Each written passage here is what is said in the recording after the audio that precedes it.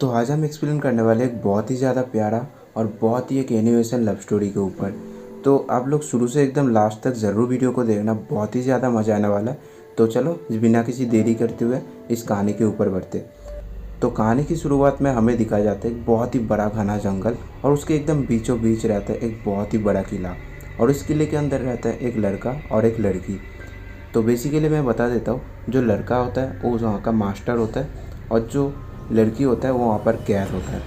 और तभी अचानक लड़की बोलता है कि मास्टर, क्या मैं आपसे एक बात पूछ सकूं, अगर आपको बुरा ना लगे तो मास्टर बोलता है हाँ क्यों नहीं, ज़रूर पूछो। तो तभी लड़की बोलता है कि मास्टर, क्या आप मुझे बता सकते कि आप मुझे कैसे मारना चाहते। तभी मास्टर एकदम चौंक जाता है और मन ही मन सोचने लगता है, क्या मैं जिस लड़की से प्यार करता हूँ उस लड़की को वो सोच भी कैसे सकता है कि मैं उसको मारने वाला हूँ। मतलब मैं जिस लड़की को हमेशा खुश देखना चाहता हूँ मैं उसको कैसे मार सकता हूँ, वो सोच भी कैसे सकता है ऐसे। तो उसके बाद एक कट सीन आता है और सीन चेंज हो जाता है।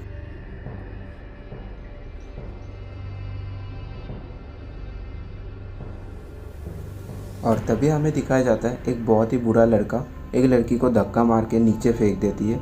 और वो लड़की पूछता है रुक जाओ, तुम मेरे साथ ऐसा क्यों कर रहे हो।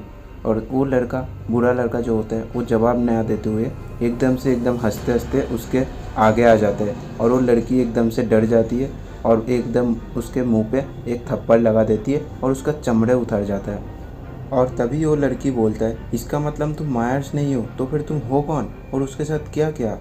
और तभी वो बुरा लड़का जो होता है वो अपने पीठ से छुरी निकाल के उसके ऊपर हमला कर देता है और उसका कपड़ा फोड़ देता है और बोलता है कि इसी अदा पर तो मैं हो चुका हूँ तेरे ऊपर फिदा, और मैं तेरा वो असर कर सकता हूँ जो तू कभी सपने में भी नहीं सोच सकती। और तेरी जैसी कुमारी लड़की की चमड़ी की खाल मेरे तंत्र विद्या में बहुत काम आ सकती है। और तभी वो लड़की समझ जाती है ये कोई जादूगर है। और जैसे ही वो बुरा जादूगर उस लड़की को मारने ही वाला होता है और तभी वो लड़की ज़ोर से चिल्लाती है और पीछे से एक और लड़का आ जाता है और वो बुरा जादूगर का सिर पकड़ लेता है और हवा में उठा देता है। और तभी वो बुरा जादूगर बोलता है कौन है रे तू। और तभी वो जो पीछे से आता है वो लड़का वो बोलता है पहले तू बता तू कौन है और मेरे इलाका में क्या कर रहा है। और तभी वो बुरा जादूगर समझ जाता है ये इसका इलाका है। तभी वो बुरा जादूगर बोलता है भाई, हम दोनों ही जादूगर है, हम दोनों से लड़ने से कुछ नहीं होगा। एक काम कर, तू मेरे को छोड़ दे, मैं तेरे को तंत्र विद्या सिखा सकता हूँ। और पीछे से वो लड़का बोलता है तेरे जैसा कोई तंत्र विद्या का ज्ञान मेरे को नहीं चाहिए जिसमें लोगों की जान जा सके। तभी वहाँ पर जो अच्छे जादूगर होते हैं उस बुरे जादूगर का सिर फोड़ देते हैं और उस सीन को देख के वो लड़की एकदम से बेहोश हो जाती है। तभी वो भला जादूगर सोचता है कुछ ज़्यादा हो गया क्या, और उसको ध्यान में रखना चाहिए कि वो एक जादूगर है। और तभी वो एक जादू का यूज़ करती है जिसका नाम है रिवर्स साइकिल। तो उस जादू को यूज़ करने के बाद टाइम थोड़ा सा पीछे हो जाता है और हालात को एकदम सही कर देता है जैसे कुछ हुआ ही ना हो। और तभी उसका नज़र जाता है उसके वो गले पे चेन के ऊपर और वो सोचता है ये कोई आम लड़की नहीं है, ये चार्ज पे काम करती है। और तभी वो सोचता है चलो इस लड़की को अभी इसके घर पे भेज देता हूँ। और वो टेलीपोर्ट जादू का यूज़ करने लगता है और तभी उसका जादू काम नहीं करता। तभी वो सोचता है मेरे जादू पे कौन रुकावट डाल रहा है, ये कोई आम लड़का नहीं है। तभी एक और बंदा आ जाता है उसके पीछे से और वो और कोई नहीं होता, उसका दोस्त होता है, उसका नाम है बर्बाटोस। और तभी बर्बाटोस बोलता है हेलो जेगन, क्या मैंने तेरे पार्टी तो नहीं ख़राब कर दी ना। तभी जेगन बोलता है नहीं, एक बदमाश था जो उसका औकात दिखा रहा था। और तभी बर्बाटोस का नज़र जाता है उस लड़की के ऊपर।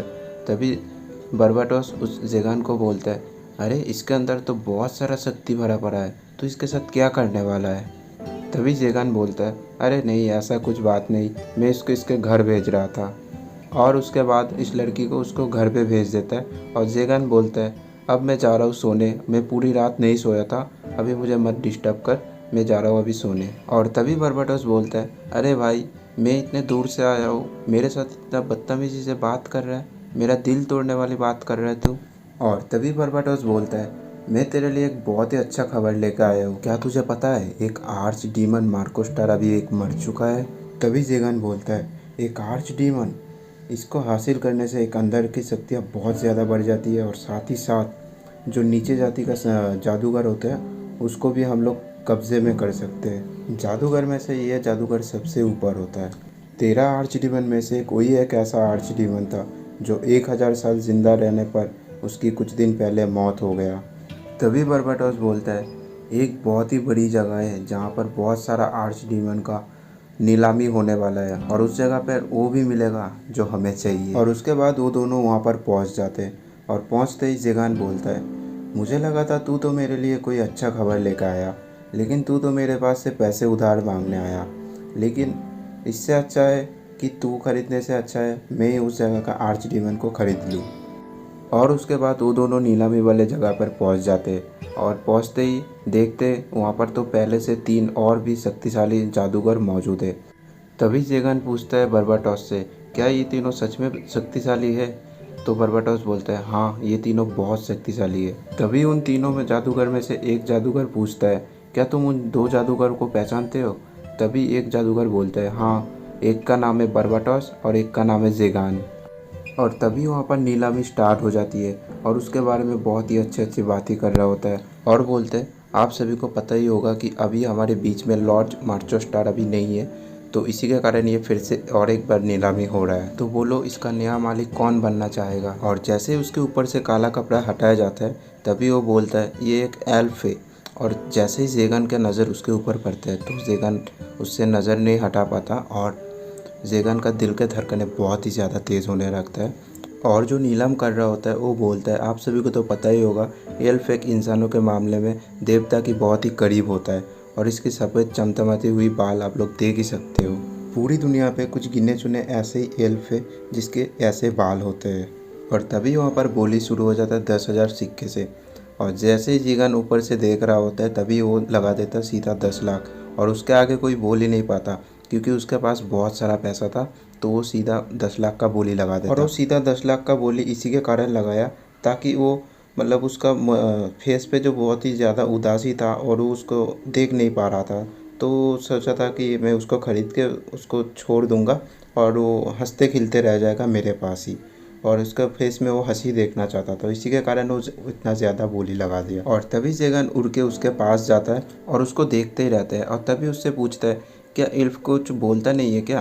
तभी वो बोलता है, हाँ इल्फ बोलता भी है लेकिन पता नहीं अभी क्यों नहीं बोल रहा है। और तभी ज़ेगान का नज़र जाता है उसके कॉलर पे और पूछता है, ये क्या है? तो वो बोलता है, ये सारी शक्ति को एक साथ समाये रखता है, अगर ये इसके गले से निकल गया तो ये कहीं पर भी भाग सकता है। और ये कैसे निकलता है कोई नहीं जानता है यहाँ पर।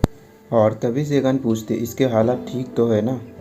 तो वो बोलता है, आप बिल्कुल भी परेशान मत होइए क्योंकि इसका हमने ख्याल बहुत ही प्यार से और अच्छे से रखा है और इसके ऊपर कोई छोटी मोटी जादू काम नहीं करता। ज़ेगान बोलता है, तब तो ठीक है और मुझे बेसब्री से इंतज़ार रहेगा कि मैं इसके मीठी आवाज़ से कब इसके मुंह से नाम सुनूंगा। तो ये सुन के सभी शौक हो जाता है थोड़ा सा और उसके बाद ज़ेगान उसको लेके उसके घर पे आ जाते हैं और वो दोनों बिल्कुल आमने सामने बैठे होते हैं और ज़ेगान को पता नहीं चल रहा था कि वो क्या बोले उसको, और क्योंकि उसका वो फर्स्ट टाइम था ऐसे मतलब किसी के सामने ऐसे बैठा रहता है। और ज़ेगान यहाँ पर बहुत ही ज़्यादा अजीबोगरीब हरकतें कर रहे थे क्योंकि इसका वो फर्स्ट टाइम था, तो इसी के कारण तो ज़ेगान तो कुछ बात नहीं कर पा रहा था। तो वो लड़की आगे से पूछती है, क्या मेरे मालिक मैं आपसे एक बात पूछ सकूं अगर आपको बुरा ना लगे तो ज़ेगान बोलती है, हाँ क्यों नहीं, पूछो ज़रूर। तो वो लड़की पूछती है, मेरे मालिक क्या आप मुझे बता सकते हैं कि आप मुझे कैसे मारने वाले हैं? और ये सुन के ज़ेगान की पैरों तले ज़मीन खिसक जाता है। तो ज़ेगान यहाँ पर उठ के बोलते हैं, अरे नहीं नहीं नहीं, किसने कहा मैं तुम्हें मारने वाला हूँ? तुम्हें यहाँ पे कोई नहीं मारने वाला है। और तभी वो लड़की बोलती है, क्या मुझे मौत से भी बहुत ही बुरी सज़ा मिलेगी? तो ज़ेगान बोलता है, मेरा नाम है ज़ेगान, जानकारी के लिए बता दूँ मैं एक जादूगर हूँ और मैं किसी का जान नहीं लेता। और तभी वो लड़की बोलती है, मुझे माफ़ कर दीजिए, मेरा नाम है नफ़ीला। ज़ेगान पूछती है, नफ़ीला क्या तुमको कोई प्यार से कुछ नाम से बुलाते? नफ़ीला बोलती है, नहीं मुझे इस नाम से कोई कुछ नहीं बुलाते, अगर आपको ये वाला नाम पसंद नहीं आता तो आप मुझे नफ़ी कह के बुला सकते हैं। तभी ज़ेगान बोलता है, एक बात बताओ नफ़ीला, क्या सभी एल्फ परिवार में अपना ख़ानदान का नाम नहीं जोड़ता? तभी नफ़ीला बोलती है, नहीं शायद मैं ही बदकिस्मत हूँ। तभी नफ़ीला बोलती है, शायद मुझे लगा आप अपने जादू के लिए मेरे पवित्र पे शक कर रहे हैं। तभी ज़ेगान बोलता है, मुझे ऐसा करने में कोई दिलचस्प नहीं है। तभी ज़ेगान बोलता है, नफ़ीला मैं तुम्हें एक रहने के लिए एक कमरा देने वाला हूँ, तुम अपने पसंद के एक कमरा चुन लो। तभी नफ़ीला बोलती है, क्या तुम उस कमरे में मुझे मारना चाहती हो? तभी ज़ेगान बोलता है, मैंने कहा ना मैं तुम्हें नहीं मारूंगा। तभी नेफिला बोलती है, मुझे समझ में नहीं आ रहा है आप मेरे साथ ऐसा क्यों नहीं करेंगे। अगर मुझे मारना ही नहीं है तो खरीदने के पीछे वजह क्या है। तभी जेगन बोलती है, तुम्हें इसलिए खरीदा क्योंकि मुझे तुम्हारी ज़रूरत है और आज के बाद तुम सिर्फ मेरे लिए ही जियोगी। और उसके बाद जेगन उसको उसके कमरे पे ले जा रहा होता है और तभी जेगन उससे पूछती है, नेफिला क्या तुम्हें ऊंचाई से डर तो नहीं लगता ना। तभी नेफिला बोलती है, क्या आप मुझे लटक के मारना चाहती है। तभी जेगन बोलती है, तुम ज़बरदस्ती लटकने के पीछे क्यों पड़ी हो। तब नेफिला बोलती है, मुझे माफ़ कर दीजिए मालिक। और जेगन और नेफिला दोनों ही ऊपर जा रहा होता है और कुछ टाइम जाने के बाद ही नेफिला सीढ़ी से गिरने ही वाला होता है। तभी जेगन उसको पकड़ लेता है और उसको गिरने से बचा लेता है। तभी जेगन बोलती है, ज़रा संभल कर चलो, यहाँ की सीढ़ियाँ बहुत ही छोटी है। तभी नेफिला कहती है, जी मालिक। और जेगन नेफिला के हाथ पकड़ के ऊपर ले जा रहा होता है और कुछ टाइम जाने के बाद ही जेगन को पता चलता है कि मैंने अभी तक नेफिला का हाथ पकड़ के रखा है। तभी जेगन सोचता है इसका हाथ कितना सॉफ्ट और मुलायम है। और फाइनली वो दोनों ऊपर के कमरे पे चले जाते और वो नेफिला जो ऊपर जाके के बाद बहुत ही मज़ा करते उस कमरे पे जाके, उसका मन मतलब थोड़ा सा बहुत ही हल्का हो जाता है। और इसी के साथ ये वाला एपिसोड का यहीं पे ख़त्म होता है। और नेक्स्ट एपिसोड देखने के लिए आप लोग हमारे चैनल को सब्सक्राइब ज़रूर करें और मैं मिलता हूँ आप लोगों को नेक्स्ट एपिसोड में। तब तक के लिए बाय गाइस।